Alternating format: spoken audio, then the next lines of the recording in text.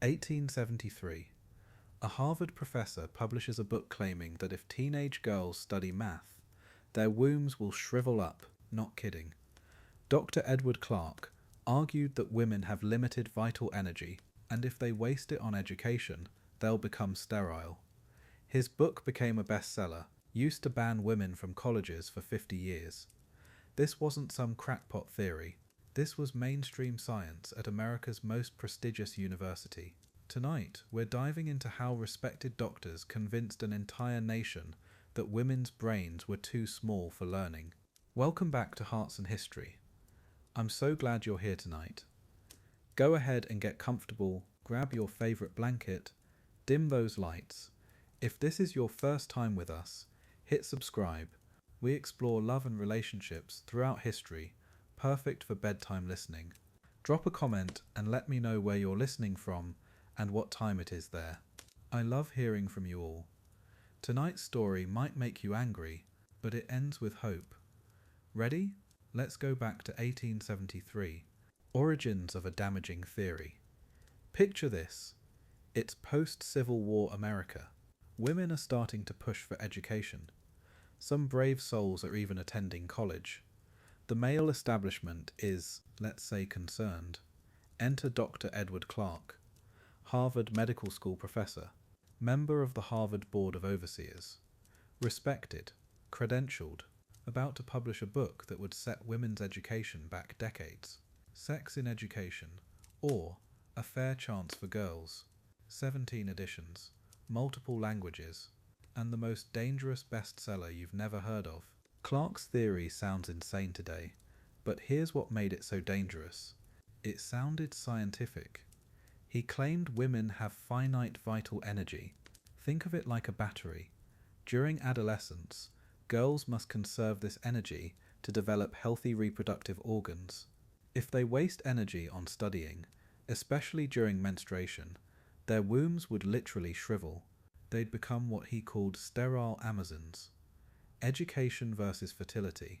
That was Clarke's pitch, and parents across America believed him. Who argues with Harvard Medical School? But wait, there's more pseudoscience. Clarke wasn't working alone. The 1870s were obsessed with measuring human bodies. Craniometry, that's skull measurement. Scientists would measure women's heads and declare them too small for serious thinking. They'd weigh women's brains at autopsy. Lighter than men's? Obviously inferior. Never mind that women's bodies are generally smaller. Never mind that brain size doesn't determine intelligence. The measurements always somehow confirmed what they wanted to believe. Women were naturally domestic creatures. The timing wasn't coincidental. This was backlash disguised as science. Vassar College had opened in 1861. Other women's colleges were following. Some state universities were admitting women. Medical schools were reluctantly accepting female students. The Old Boys Club was panicking. Clarke's book gave them ammunition, scientific ammunition. They could point to Harvard research and say, "See, we're not being sexist. We're protecting women from themselves. Biology demands separate spheres. Education would literally destroy American womanhood." Clarke filled his book with terrifying case studies. Miss D had been a fine, healthy girl before attending a rigorous school. After graduation, chronic pain, irregular periods, permanently disabled. Another student graduated at 19 with a weakened constitution. The problem, Clarke insisted, was forcing girls to follow male schedules, competitive exams during menstruation, no rest periods, classes designed by men for men. American girls were being systematically destroyed by education that ignored their delicate biological rhythms. Other doctors jumped on Clarke's bandwagon. President G. Stanley Hall wanted special schools built around girls' menstrual cycles, built-in rest periods, softer curriculum. Some physicians warned that educated women wouldn't want families threatening the white race with race suicide. Others claimed intellectual mothers produced sickly children because their energy had been stolen from reproduction. The medical establishment was united. Women's brains and wombs were in direct competition. Choose one. but women fought back. Dr. Mary Putnam Jacobi won Harvard's prestigious Boylston Prize in 1876. Her research, proving menstruation didn't incapacitate women. Revolutionary concept, right? Julia Ward Howe. Yes, the Battle Hymn of the Republic author. Edited essays responding to Clarke point by point. Helen Bradford Thompson tested male and female college students. Found minimal cognitive differences. Published in 1903, these women used science to fight pseudoscience, data to challenge dogma. Yet Clarke's influence persisted for decades. Medical textbooks in the 1960s still called menstruation a periodic illness. Women couldn't run marathons until 1972. Fears of reproductive damage. The argument that women's biology makes them unsuited for intellectual work. It morphed and evolved, but never fully died. Each generation finds new ways to dress up old prejudices in scientific language. Brain scans instead of skull measurements. Hormones instead of vital energy. The tools change, the bias remains. So how did these theories actually shape women's lives? How many brilliant minds were convinced they were biologically inferior? How many dreams were abandoned because Harvard said so? Tomorrow night we'll follow the women who defied medical wisdom, who attended college despite warnings of sterility, who became doctors despite being told their brains couldn't handle it. Spoiler alert, they didn't die from education, but their courage changed everything. Sleep well, knowing their fight made your intellectual freedom possible. A reign of pseudoscience. The 1800s were this weird golden age of measuring people. Scientists suddenly thought they could figure out your entire personality, intelligence, even your criminal tendencies just by measuring your skull. Seriously, they'd wrap measuring tape around your head, weigh your brain after you died, measure every inch of your body, and somehow these measurements always seemed to prove that white men were the smartest. What a coincidence, right? This whole thing had a name, craniometry. So here's how craniometry worked. Scientists would collect skulls from different groups, men, women, different races. They'd measure volume by filling them with lead shot or mustard seeds. Bigger skull meant bigger brain. Bigger brain meant smarter person. Simple, right? Except when the results didn't match their expectations, they'd just adjust the methodology, move the goalposts, create new ratios. Whatever it took to keep white male brains on top of the intelligence pyramid. Women's brains averaged about 5 ounces lighter than men's. To these researchers, that was game over. Proof of intellectual inferiority. Never mind that women are generally smaller than men, and brain size correlates with body size. When critics pointed this out, the scientists got creative. They developed brain-to-body weight ratios, adjusted for height, created complex formulas, and somehow every single adjustment still proved women were less intelligent. Funny how that worked out. Then there was phrenology, the idea that you could read someone's personality by feeling the bumps on their skull. Different areas of the brain controlled different traits, and if that area was bigger, it would push out the skull, creating a bump. So phrenologists would run their fingers over your head, mapping your personality. Women apparently had overdeveloped bumps for love of children and domestic affection, but underdeveloped areas for mathematical reasoning and leadership. Enter Edward Clarke, Harvard Medical School professor, respected member of society. In 1873, he drops this bombshell book called Sex in Education. His basic argument? Educating women the same way you educate men would literally destroy their reproductive organs. Not metaphorically destroy, actually, physically shrivel their wombs and make them infertile. Because apparently, your body only has so much energy, and if you use it for thinking, there's none left for making babies. Clarke wasn't some fringe lunatic. This guy had serious credentials. He taught at Harvard Medical School. He sat on Harvard's Board of Overseers. When he spoke, people listened. His book went through 17 editions, got translated into multiple languages. Parents were terrified to send their daughters to college Because what if Dr. Clarke was right? What if education really would make their daughters sterile? The timing was perfect for people who wanted to keep women out of higher education. Clarke had these detailed case studies. Miss D was apparently this healthy girl who attended a rigorous school with the same curriculum as boys. After graduation, chronic pain, menstrual problems, permanently disabled. Another student graduated at 19 with a weakened constitution and a system poorly supplied with vital energy, all because they tried to learn the same things as men. The female body just couldn't handle it, according to Clarke.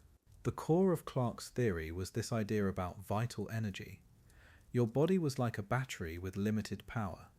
During adolescence, girls needed to reserve most of that energy for developing their reproductive systems. Education, especially rigorous education on a male schedule, would steal that energy. The result? What Clarke called those grievous maladies which torture a woman's earthly existence. Basically, if you educated a teenage girl, you'd ruin her entire life. Other doctors jumped on Clarke's bandwagon with even wilder theories. Some warned that educated women wouldn't want to marry or have children, threatening the white race with race suicide. Others claimed that intellectual women would produce sickly, nervous offspring because they diverted energy from reproduction to thinking. G. Stanley Hall wanted special schools for girls built around their menstrual cycles, with mandatory rest periods, for their own good. Women fought back, obviously. Dr. Mary Putnam Jacobi won Harvard's prestigious Boylston Prize in 1876 for proving that menstruation didn't actually incapacitate women. Her research showed women performed just as well on mental and physical tasks throughout their entire cycle. Helen Bradford Thompson conducted rigorous psychological tests on college students and found minimal differences between male and female mental abilities, but the damage was already done. These ideas lasted way longer than you'd expect. Medical textbooks in the 1960s still called menstruation a periodic illness. Women couldn't run marathons until 1972 because of fears it would damage their reproductive organs. The specific arguments change, but the pattern remains, using scientific-sounding language to justify keeping women in their place. Every time women start making progress, someone discovers new biological reasons why they shouldn't. Funny how that works. False justification. Hiding the anxiety. Here's what's really happening with Clarke's theories. It's 1873. Women are demanding college access. They're fighting for the vote. They're entering professions. And suddenly Harvard's publishing books about how education will shrivel their wombs. Coincidence? Not even close. These weren't medical discoveries. They were panic responses. Scientific-sounding excuses to slam the door shut on women's advancement. Fear dressed up in lab coats and anatomical diagrams. Think about the timing here. The 1870s weren't some random decade for attacking women's education. Vassar College opened in 1861. Other women's colleges are sprouting up. State universities are reluctantly letting women in. Medical schools are cracking their doors open. And that's when Clarke publishes his bestseller. Right when women are making real progress, boom. Here comes the science to explain why that's biologically impossible. Clarke's case studies are where this gets really ugly. He tells the story of Miss D, a perfectly healthy girl who attended rigorous school with boys. According to Clarke, she graduated physically ruined, neuralgia, menstrual problems, permanently disabled. Another girl graduated at 19 with a weakened constitution. These weren't real medical cases. They were horror stories designed to terrify parents. Propaganda masquerading as patient histories. The fabricated damage was always the same pattern. Healthy girl attends challenging school, studies the same subjects as boys, keeps the same hours, takes the same exams, and her body collapses. Menstrual irregularities, nervous exhaustion, chronic pain, sterility, always sterility. because the ultimate threat wasn't just that women might become educated, it's that they might stop having babies, that they might choose books over motherhood. What Clarke's really arguing is this: there's only so much energy in a female body, and during adolescence, every ounce of that energy must go to developing reproductive organs. Study algebra instead of resting during menstruation. You're stealing energy from your future womb. Compete academically with boys. You're choosing intellectual achievement over biological destiny. It's a zero-sum game between brains and babies. The genius of this approach is how it sounds so reasonable. Clarke isn't saying women are stupid. He's saying they're different. Delicate, special. Their bodies have this amazing reproductive capacity, but only if they don't waste energy on math. It's biological protectionism. We're not keeping you out of college because we hate you. We're protecting your precious wombs from the dangerous effects of knowledge. Other doctors pile onto Clarke's theory with their own terrifying predictions. Educated women won't want families. They'll produce sickly children because their energy went to thinking instead of nurturing. They'll become masculine, sterile Amazons. President Hall at Clarke University designed special schools for girls with built-in menstrual rest periods, because apparently cramming for exams during your period could permanently damage your fertility. What's happening here is classic. When social change threatens existing power structures, authorities reach for science to justify the status quo. It's not discrimination, it's biology. It's not fear of women's independence, it's concern for their health. It's not about maintaining male dominance, it's about protecting the natural order. The pseudoscience gives people permission to oppose progress while feeling enlightened and compassionate. The real anxiety driving these theories isn't medical, it's social. What happens to marriage if women can support themselves? What happens to families if women choose careers? What happens to male authority if women prove they're intellectually equal? These are legitimate questions about changing gender roles. But instead of honest discussion, we get fake science claiming women's bodies can't handle education. Clarke's theories persist for 50 years because they solve a problem for anxious men. They provide scientific permission to exclude women from higher education, professional schools, and competitive careers. When women protest, defenders can point to Harvard Medical School's authority. When women succeed anyway, doctors warn they're damaging their reproductive capacity. The pseudoscience becomes an endless excuse for discrimination. Understanding this pattern matters, because it didn't end in 1873. Whenever groups demand equality, authorities discover convenient biological reasons why that equality is impossible. The specific claims change: brain chemistry, hormones, evolutionary psychology. But the structure stays the same. Science gets weaponized to defend inequality, and fear of social change gets dressed up as concern for natural law, bloodletting in the name of science. So Clarke's book was terrifying enough, but then other doctors started piling on, and this is where it gets really dark. They weren't just worried about individual women getting sick from studying. No, they were worried about the entire white race dying out. Race suicide, they called it, because apparently educated women wouldn't want to get married and have babies, and if they did, their kids would be weak and sickly. The future of civilization was at stake. Picture this logic. Smart women go to college. College makes them difficult. Independent. They start having opinions about things. Suddenly they don't want to marry the first guy their father picks. Maybe they want careers. Maybe they want to travel. And boom, no babies. Or worse, they marry late, have 1 or 2 kids instead of 8. The white race, according to these doctors, would simply vanish, replaced by, well, whoever was still having large families. Dr. G. Stanley Hall at Clarke University was particularly obsessed with this. He looked at birth rates among college-educated women and basically had a panic attack. Vassar graduates were averaging 1.8 children compared to 4.2 for women without higher education. To Hall, this wasn't women making choices about their lives. This was biological warfare against the American race, education was literally sterilizing the best women, leaving only the unfit to reproduce. Twisted, right? But wait, it gets worse. Even if educated women did have children, the kids would be disasters. Dr. Nathan Allen published studies claiming that intellectual women produced nervous, excitable offspring. The mother's brain development had apparently stolen energy from her reproductive organs, leaving her unable to nourish healthy babies. These children would be weak, prone to mental illness, physically underdeveloped.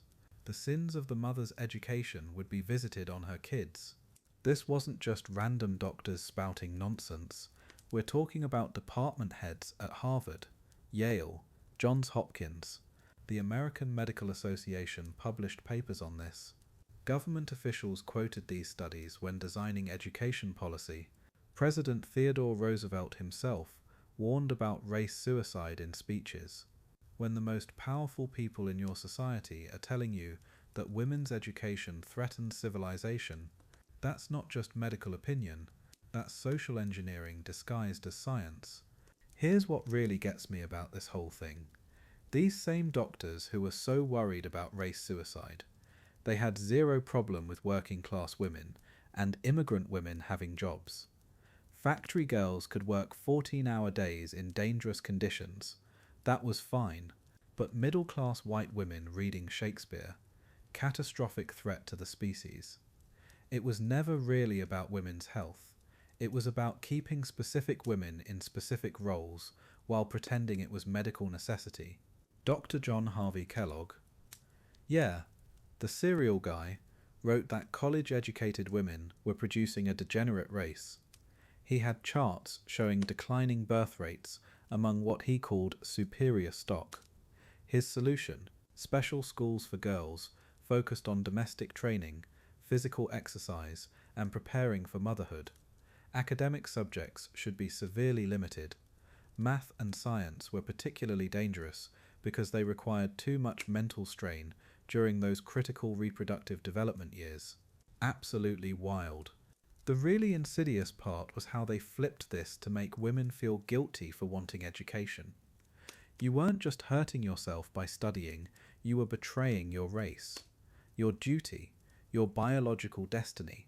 Magazines published articles with titles like, "Is the American Woman Failing Her Country?" College-educated women started feeling ashamed about their small families. Some even avoided marriage altogether rather than face criticism for not having enough children. The psychological damage was enormous. Meanwhile, women who did go to college and have kids were proving these theories wrong every single day. Their children weren't weak or sickly. They weren't mentally unstable. If anything, they were healthier and better educated than average. But when your kids turned out fine, the doctors didn't say, "Oh, we were wrong." They said you got lucky, or you must have stopped studying at the right time, or your case is unusual. Always an excuse.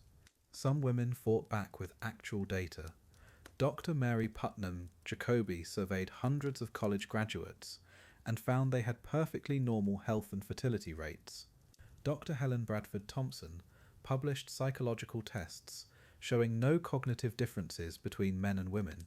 But fighting pseudoscience with real science is exhausting when the entire medical establishment is invested in the pseudoscience. Their studies were dismissed as biased because, well, they were conducted by women. By the 1920s, these theories were finally losing credibility. Too many college-educated women had perfectly healthy children. Too many successful careers proved women's intellectual capabilities. But the damage was done. 2 generations of women had internalized the message that ambition was selfish, that education made you less feminine, that choosing career over family was betraying your biological purpose. Some of those messages, honestly, they're still echoing today in ways we don't always recognize. Exposing the bigoted pseudoscience. Here's what gets me about this whole story. Clarke publishes his book, right? Convinces half of America that women's brains will literally steal energy from their wombs.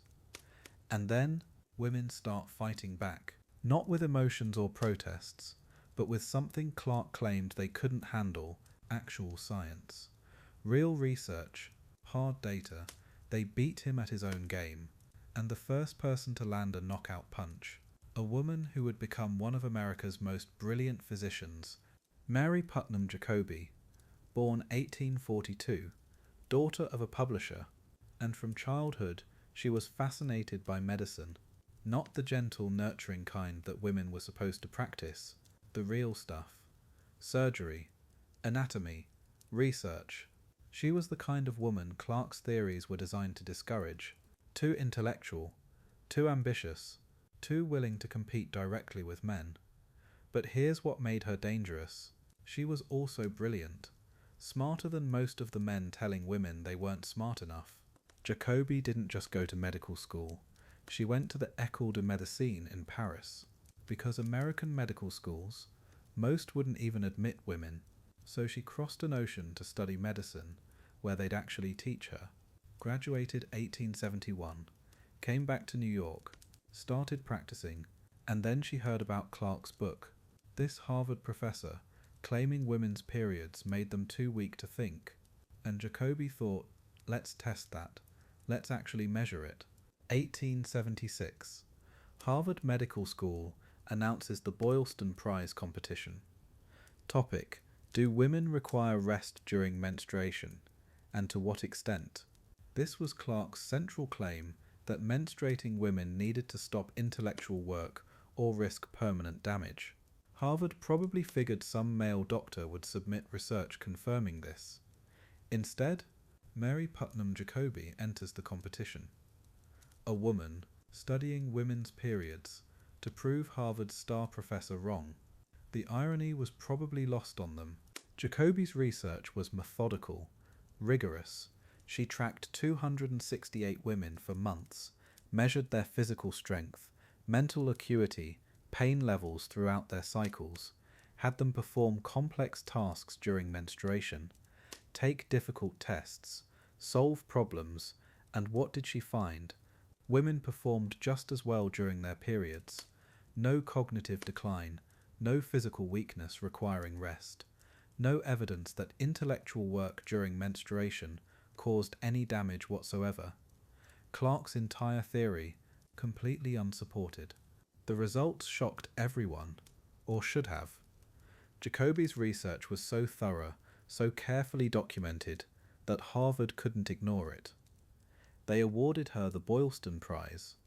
A woman had just used Harvard's own competition to demolish their professor's theories about women, the first woman to ever win the prize. And she'd won it by proving that women didn't need the protection Harvard claimed they required. It was beautiful revenge, disguised as scientific research. But Jacobi wasn't fighting alone. Other women were pushing back too. Julia Ward Howe, the woman who wrote Battle Hymn of the Republic, she organized a whole collection of essays responding to Clarke, got prominent women from across America to write rebuttals, educators, writers, physicians, each one dismantling Clarke's arguments from different angles. They called the book Sex and Education, a reply to Dr. Clarke's Sex in Education. Basically, we see your pseudoscience and raise you actual facts. These weren't angry rants. They were careful, reasoned arguments that picked Clarke's book apart piece by piece. Women doctors shared case studies of healthy, educated female patients. College administrators presented data on their successful female graduates. Mothers wrote about daughters who'd thrived academically without any health problems. They weren't just saying Clarke was wrong, they were proving it, with evidence, with real examples, with the kind of logical argumentation Clarke claimed women couldn't handle. Then Helen Bradford Thompson took things even further. 1903. She published The Mental Traits of Sex, one of the first rigorous psychological studies comparing male and female cognitive abilities. Had college students take battery after battery of tests, memory, reasoning, motor skills, everything, and found basically no meaningful differences. Men and women performed almost identically on every measure. 30 years after Clarke, Science was finally catching up to what women had been saying all along. But here's the frustrating part. Even with all this evidence, Clarke's ideas didn't die. They just evolved, adapted, got more subtle. Doctors stopped claiming education would shrivel women's wombs, but kept insisting that intellectual competition was somehow unnatural for women, that women who succeeded academically were sacrificing their femininity, that ambitious women would struggle to find husbands or be good mothers. The science got debunked, but the underlying prejudice found new ways to express itself. These assumptions lasted well into the 20th century. Women were still being told they weren't suited for mathematics, science, leadership, different reasons, same exclusion. And that's why Jacobi and Howe and Thompson matter so much. They didn't just prove Clarke wrong, they established a pattern. When someone uses science to justify discrimination, demand to see the actual research, look at the methodology, check the assumptions, because chances are, if you dig deep enough, you'll find the bias hiding behind the data. The persistence of pseudoscience. Here's what gets me about this whole thing. These theories didn't just fade away quietly. They stuck around. Hard. We're talking well into the 1900s, when women had already proven themselves capable of incredible intellectual achievements. But medical schools kept teaching Clarke's theories. Textbooks kept repeating the same old lies about women's brains being too small, too delicate, too focused on reproduction to handle serious thinking. The pseudoscience had become institutional truth. Think about that for a second. Women like Marie Curie were discovering radium and winning Nobel Prizes. Meanwhile, medical students were still learning that female brains couldn't handle the strain of higher education. The disconnect was insane. But that's how powerful these ideas had become. They weren't just opinions anymore, they were medical fact, written in textbooks, taught in classrooms, used to justify keeping women out of universities, medical schools, and any career that required serious brain power. The language evolved, but the message stayed the same. Doctors stopped talking about wandering wombs and started using terms like constitutional weakness and nervous exhaustion. They measured hormone levels instead of skull size. They studied menstrual cycles with scientific precision, but the conclusion was always identical. Women were biologically unsuited for intellectual competition. The vocabulary got more sophisticated. The pseudoscience got more elaborate. The discrimination stayed exactly the same, just dressed up in fancier medical terminology. World War I should have changed everything. Women ran factories, drove ambulances, worked as engineers and mathematicians. They kept entire countries functioning while men fought overseas. Their performance was undeniable. But when the war ended, right back to the old theories, suddenly all that competence was temporary, an emergency exception. Medical authorities insisted that wartime stress had damaged women's health, that they needed to return to domestic life to recover their feminine nature. The evidence of women's capabilities was rewritten as proof of their fragility. The 1920s brought new scientific-sounding justifications. Psychologists claimed women were naturally more emotional, less rational. Endocrinologists blamed female hormones for mental instability. Anthropologists argued that evolution had designed women for nurturing, men for thinking.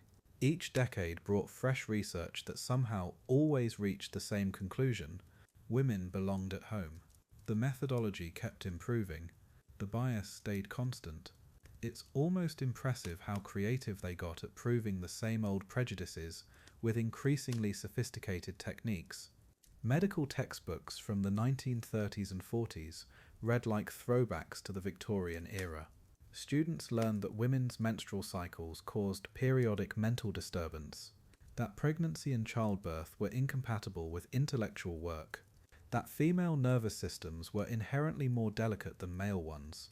Future doctors were taught to view women as medically compromised versions of men, forever handicapped by their reproductive biology. This wasn't ancient history. These were the textbooks training the doctors who would treat women for decades to come. The persistence was remarkable because it required ignoring so much contradictory evidence. Women were excelling in universities that admitted them. Female doctors were performing successful surgeries. Women scientists were making groundbreaking discoveries. But medical authorities found ways to explain away every success. Exceptional women were just that, exceptions that proved the rule. Their achievements came at the cost of their health, their femininity, their ability to bear healthy children. Success was reframed as pathology. By the 1950s, you'd think things would have improved, but medical journals were still publishing articles about women's constitutional inadequacy for professional careers. Psychology textbooks described female intelligence as qualitatively different, better suited for nurturing than analysis. The language had gotten more polite, more academic, but the core message remained unchanged. Women's biology made them unfit for intellectual competition. Their proper role was supportive, not independent. Science kept finding new ways to justify old limitations. The athletic world shows how deep these beliefs ran. Women were banned from Olympic marathons until 1984. Before that, officials insisted that long-distance running would damage female reproductive organs. When women tried to compete anyway, they were physically removed from races. In 1967, Catherine Switzer registered for the Boston Marathon using her initials. Officials tried to tackle her mid-race when they realized she was female. The belief that women's bodies couldn't handle physical exertion persisted decades after they'd proven their intellectual capabilities. What's wild is how these medical theories shaped women's own self-perception. Generations of smart, capable women grew up believing their brains were smaller, weaker, less reliable than men's. They internalized medical warnings about intellectual strain damaging their health. Many avoided challenging themselves academically because doctors had convinced them it was dangerous. The pseudoscience didn't just exclude women from opportunities, it made them exclude themselves. That might have been the most effective part of the whole system. The really frustrating part, none of it was based on actual science. Modern neuroscience has found no meaningful cognitive differences between male and female brains that would limit intellectual capability. Brain size doesn't predict intelligence. Menstruation doesn't cause mental impairment. Women's nervous systems aren't more delicate. Everything medical authorities taught for over a century was wrong. But it took until the 1970s and 80s for mainstream medicine to fully acknowledge this. That's over 100 years of institutionalized pseudoscience, taught as medical fact. The unmasking of pseudoscience. By 1900, cracks were already showing in Edward Clarke's theories. Too many women were graduating from college, and their wombs weren't shriveling. Mary Putnam Jacobi had demolished Clarke's menstruation arguments back in 1876, winning Harvard's own medical prize for proving women could think just fine during their periods. But the real dismantling, that took decades, and it came from an unexpected source, the women who simply refused to believe what the doctors were telling them. Helen Bradford Thompson was 25 when she decided to test male and female brains scientifically, not by weighing them after death, not by measuring skulls, by actually testing what living people could do. 1903, University of Chicago. She ran memory tests, motor skill tests, reasoning problems, hundreds of students, male and female. The results? Practically identical. The supposed vast cognitive differences between men and women, they just weren't there. Science had been looking in all the wrong places, but Thompson's work was buried, ignored, because it contradicted everything the medical establishment believed. The real change came slowly, woman by woman. Take Christine Ladd Franklin, brilliant mathematician. Johns Hopkins wouldn't let her officially enroll because she was female, so she audited classes for 3 years, completed all requirements for a PhD in 1882. They refused to grant it.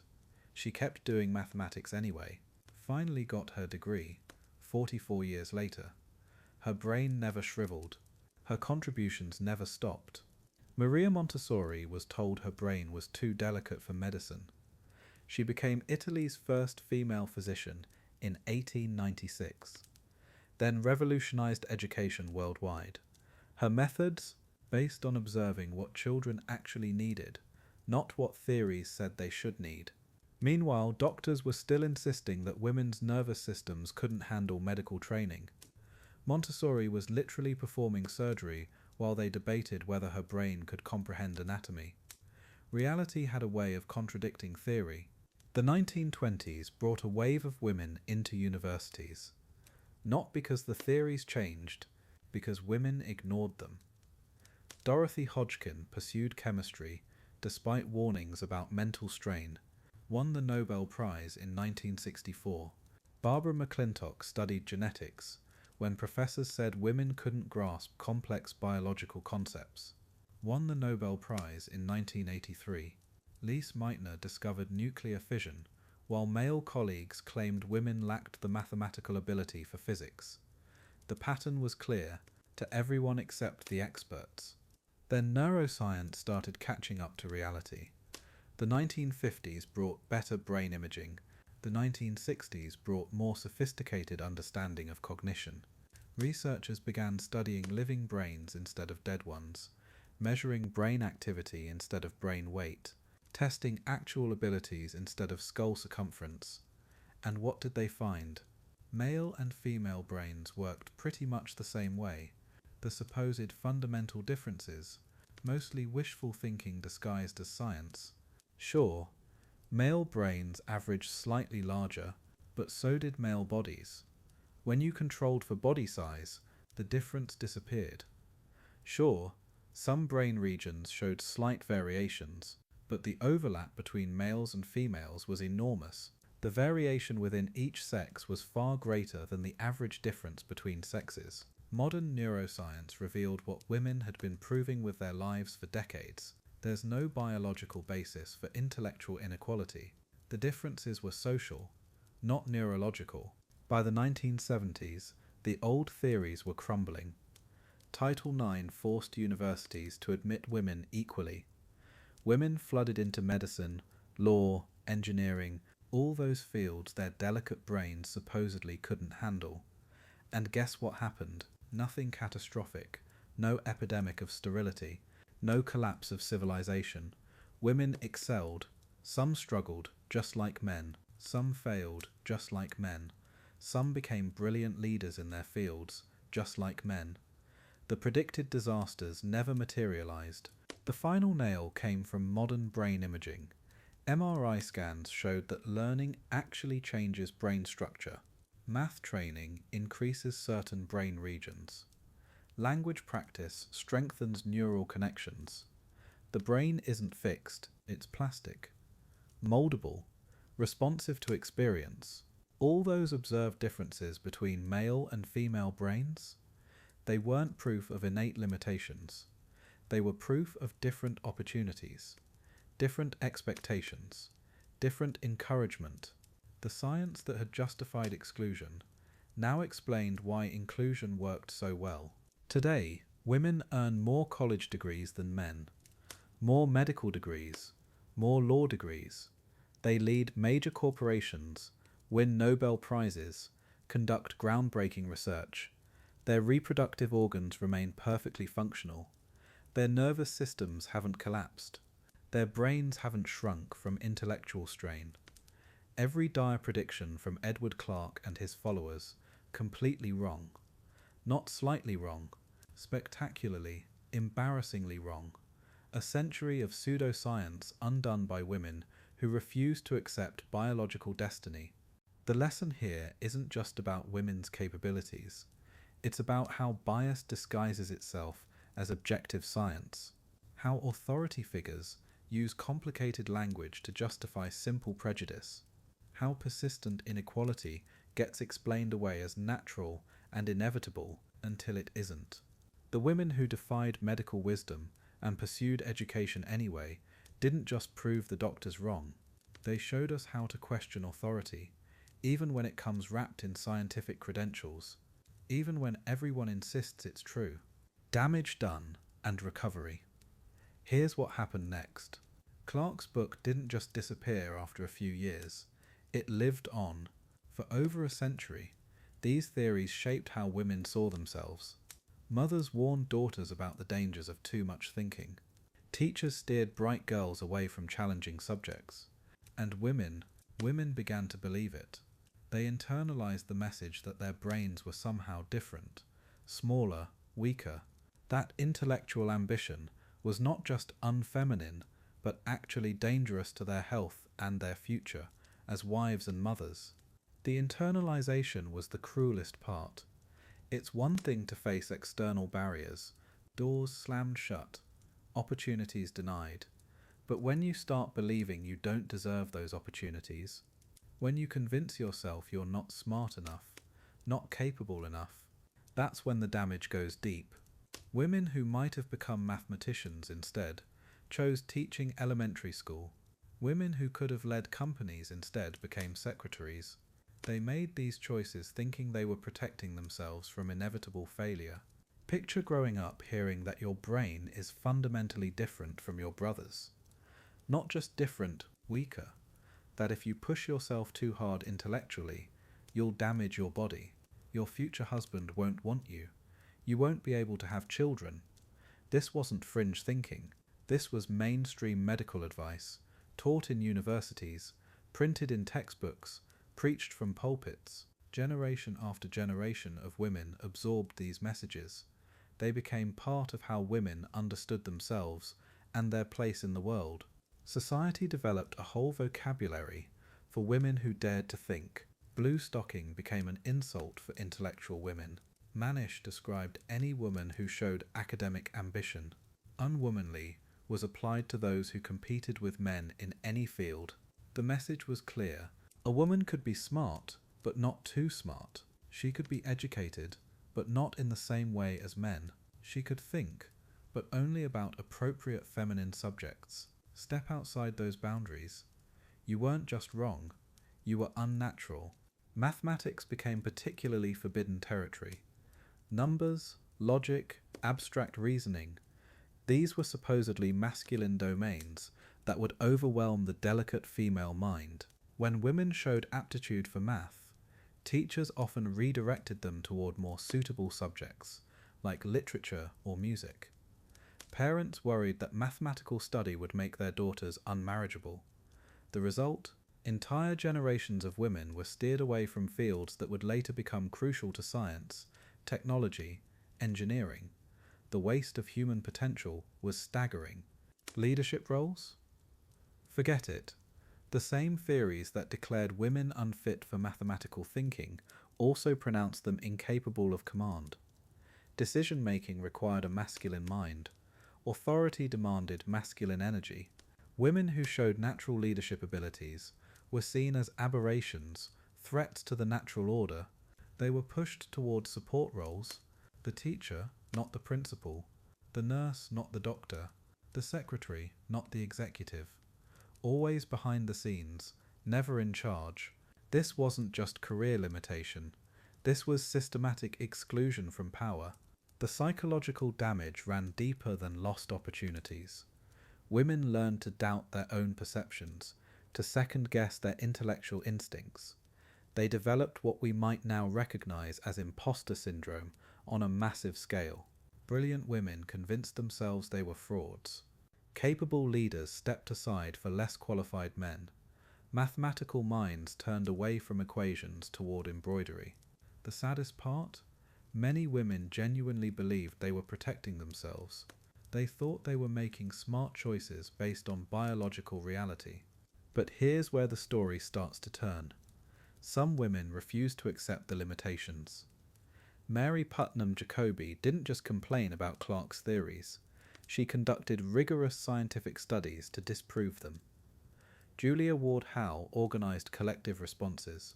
Women like Helen Bradford Thompson performed careful psychological research showing no meaningful cognitive differences between men and women.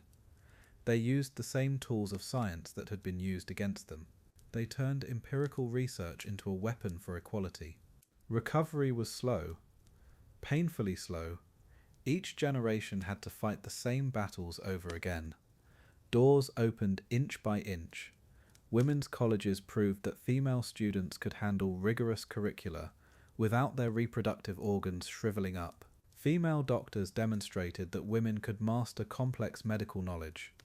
Female scientists showed that supposedly masculine fields like physics and chemistry were perfectly accessible to feminine minds.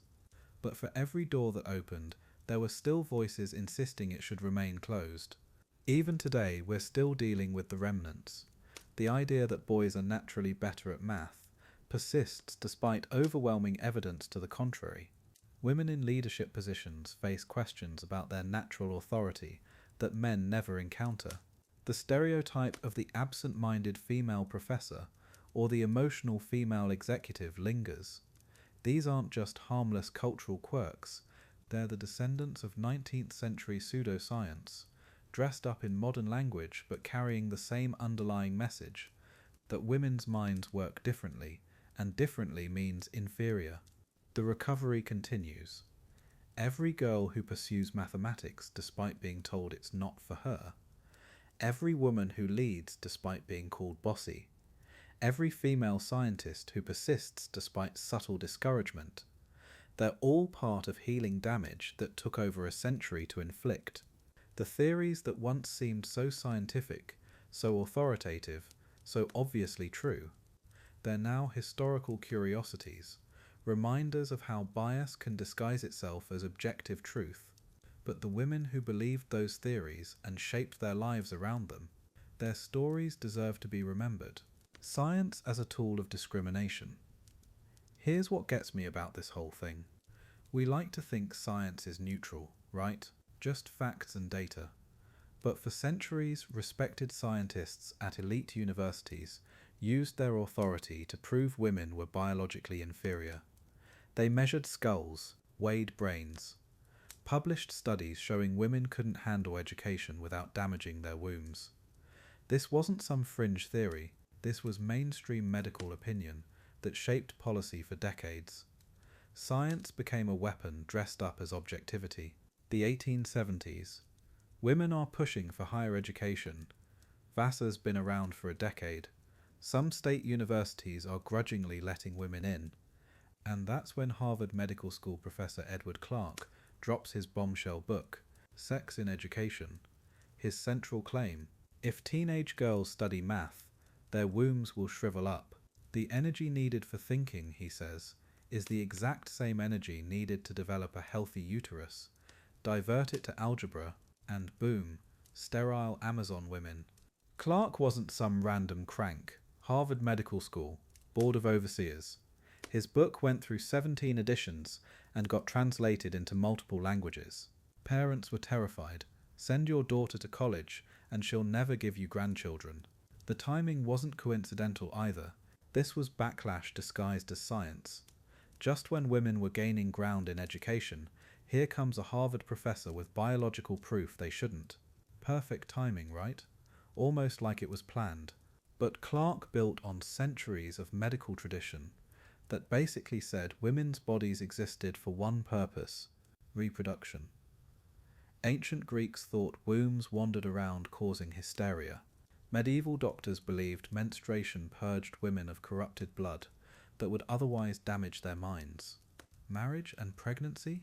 Prescribed as cures for headaches and sadness. What changed in the 1800s was adding scientific measurements to these old beliefs. Now they had numbers, charts, proof. The craniometry craze was wild. Scientists obsessed with measuring human skulls to prove intelligence differences between races, classes, and sexes. Women's brains averaged 5 ounces lighter than men's. Case closed, right? Except, wait, women's bodies are smaller. Brain size correlates with body size. When critics pointed this out, researchers got creative. They developed ratios, indices, more sophisticated measures. Somehow these always managed to confirm female inferiority. Funny how that worked. Clarke's case studies were terrifying to read. Miss D, a fine, healthy girl before attending a rigorous school. Same curriculum as boys, same hours. After graduation, neuralgia, painful periods, menstrual problems, permanently disabled, according to Clarke. Another patient graduated at 19 with a weakened constitution and low vital energy. The problem? The male-designed school day forced girls to ignore their biological rhythms. Competitive education was destroying American womanhood, one uterus at a time. Other doctors took this further. Some warned educated women wouldn't want marriage or children, threatening white Americans with race suicide. Others claimed intellectual women produced sickly, nervous kids because their energy went to thinking instead of reproduction. President G. Stanley Hall at Clarke University wanted special schools for girls built around menstrual cycles, with mandatory rest periods, because apparently teenage girls were too delicate for regular schedules. The paternalism was suffocating. Women fought back hard. Dr. Mary Putnam Jacobi won Harvard's prestigious Boylston Prize in 1876 for proving menstruation didn't actually incapacitate women. Her research showed women performed equally well throughout their cycles. Julia Ward Howe edited a book responding to Clarke point by point. Helen Bradford Thompson conducted rigorous psychological tests on college students in 1903. Minimal differences between male and female mental abilities. Science could go both ways, apparently. But these ideas persisted forever. Medical textbooks in the 1960s still called menstruation a periodic illness requiring rest. Women couldn't run marathons until 1972. Fears about reproductive organ damage, arguments about women's biological unsuitability for math, leadership, whatever, they keep surfacing. The specific claims change, but the structure stays the same. Inequality exists because biology makes it inevitable, not because society creates it. Same song, different verse. Modern neuroscience has demolished all this. No meaningful cognitive differences between male and female brains that would limit women's capabilities. Brain size doesn't predict intelligence. The female brain isn't inferior, underdeveloped, or designed away from achievement. But for over a century, women heard from the highest scientific authorities that their biology made them unfit for education. Many believed it. Many were denied opportunities. Many internalized that intellectual ambition was dangerous and unfeminine. Think about the women who defied medical wisdom anyway, attended college despite sterilization warnings, became doctors despite being told their brains couldn't handle it, competed intellectually with men, while scientists insisted they couldn't. Their achievements didn't destroy their health or fertility. They gave the lie to generations of pseudoscientific predictions. Their courage in the face of scientific contempt made modern women's intellectual freedom possible. Remember them as you drift off tonight. The legacy of pseudoscience. Here's the thing about those women who said screw it and went to college anyway. The ones who became doctors despite being told their brains would explode. Who studied mathematics while professors insisted their wombs would shrivel. Every single one of them became living proof that the experts were completely embarrassingly wrong. Their mere existence was the ultimate rebuttal. No fancy arguments needed. Just look at us. We're fine. We're thriving. Your theories are garbage. Mary Putnam Jacobi didn't just become a doctor. She won Harvard's most prestigious medical prize. The same Harvard that said women couldn't handle intellectual strain. Elizabeth Blackwell graduated first in her medical school class, the first woman admitted to medical school in America, and she beat all the men. Maria Mitchell discovered a comet and became the first female astronomy professor in the country. These weren't exceptions. They were the rule, once women got the chance. The beautiful irony. Every woman who succeeded made the next one's path a little easier. When Jacobi published research proving menstruation didn't incapacitate women, other women could point to her work. When female medical students graduated healthy and unmarried, Wait, scratch that. Many did marry and have children, completely fine.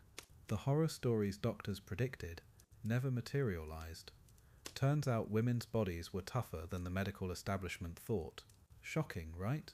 By 1900, the evidence was overwhelming. Women's colleges were producing healthy graduates who went on to marry, have children, and gasp, use their brains simultaneously. The dire predictions about race suicide and withered wombs looked increasingly ridiculous.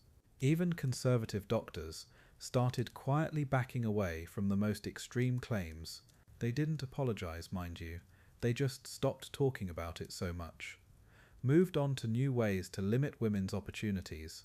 The war years changed everything. Suddenly, when men went off to fight, women could do their jobs just fine. Riveting aircraft, calculating artillery trajectories, managing factories, all those delicate female brains handling complex mathematics without spontaneously combusting. All those fragile reproductive systems surviving the strain of intellectual work. It was almost like the doctors had been wrong about everything.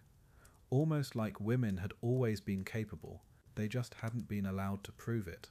The real heroes weren't just the famous names. They were the thousands of anonymous women who simply refused to accept limits. The ones who kept applying to medical school after rejection. Who showed up to engineering classes where they were the only woman. Who took jobs in laboratories and libraries and universities, proving day by day that women belonged in intellectual spaces. Each small act of defiance chipped away at the pseudo-scientific edifice. Here's what kills me about this whole story. The men who built these theories weren't stupid. They were Harvard professors, respected doctors, published researchers. They had access to evidence. They could see women succeeding, but they kept doubling down, finding new ways to explain away female achievement. Oh, she's exceptional.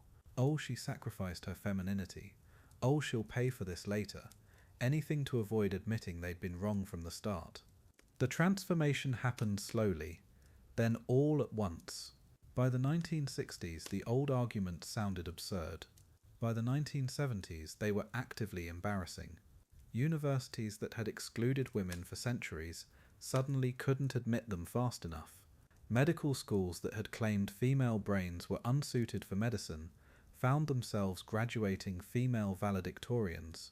The same institutions that had created the pseudoscience were now desperately trying to forget they'd ever believed it. Today, women earn more college degrees than men. They're performing brain surgery, running corporations, conducting groundbreaking research. Their wombs remain mysteriously intact. Their reproductive systems function just fine alongside their intellectual achievements.